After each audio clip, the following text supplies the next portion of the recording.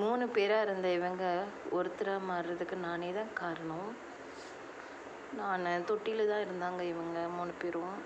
நான் தான் என்ன பண்ணேன்னா, சரி எல்லா மீனையும் தனித்தனியாக வச்சுருக்கேன்னு திட்டினாங்கன்னு சொல்லிட்டு அதுங்களை பூரா டப்பாவோட தொட்டியில் இறக்கிட்டு இவங்க 3 பேர்த்தையும் நான் வெளியே எடுத்துகிட்டு வந்தேன். ஏன்னா ரொம்ப ஒரு 3-4 நாள் கூடவே தான் விட்டுருந்தேன்.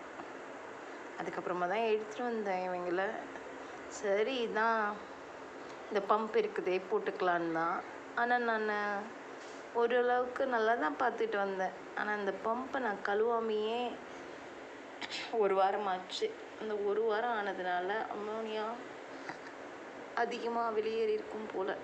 என்னோட 2 குட்டிங்க செத்துருச்சு. இது ஒன்று தான் இருக்குது. நான் பண்ண தப்பு. என்ன மாதிரி யாரும் பண்ணிடாதீங்க ப்ளீஸ். அதுவும் கொய் ஃபிஷ்ஷா, அவங்க ஆக்சிஜன் இல்லாமல் தண்ணியில் இருக்க முடியாதுன்ற பயத்தில் தான் நான் அப்படி பண்ணினேன். நான் அதுவே அவங்களுக்கு ஆபத்தாக போகும்னு நான் நினைக்கல. நான் க்ளீன் பண்ணிகிட்டே வந்திருந்தேன்னா கூட இறந்துருக்க மாட்டாங்க. நான் மற்ற மீனுங்கள்லாம் அப்படி தான் க்ளீன் பண்ணுவேன். இவங்களை மட்டும் நான் ஈஸியாகவே க்ளீன் பண்ணியிருக்கலாம். அதுதான் தப்பு பண்ணிட்டேன். ஏன்னா இவங்க ஒரு 6 மணி நேரம் விட்டாவே ஃபுல்லாக பக்கெட்டில் கழிவு நிறைய ஆகிடும்.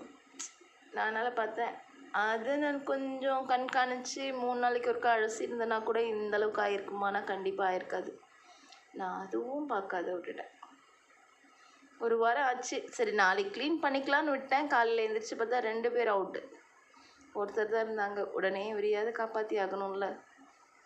எடுத்து க்ளீன் பண்ணி தண்ணி பிடிச்சி வச்சுருக்கேன்.